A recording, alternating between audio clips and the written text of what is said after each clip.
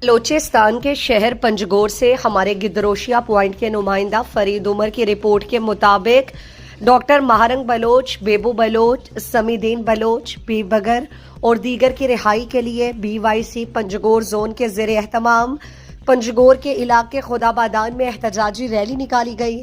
احتجاجی ریلی خدابادان کے علاقے مواج بازار سے شروع ہوئی اور خدابادان کے مین شاہراہ سے ہوتی ہوئی دوبارہ مواج بازار میں احتجاجی مظاہرے کی شکل اختیار کر گیا۔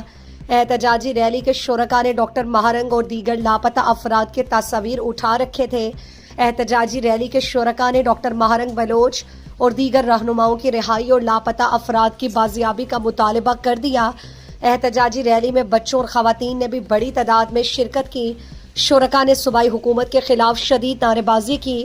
مقررین نے ڈاکٹر مہارنگ اور BYC کے دیگر قائدین کی گرفتاری کو غیر قانونی قرار دے کر انہیں جلد رہا کرنے کا مطالبہ کیا۔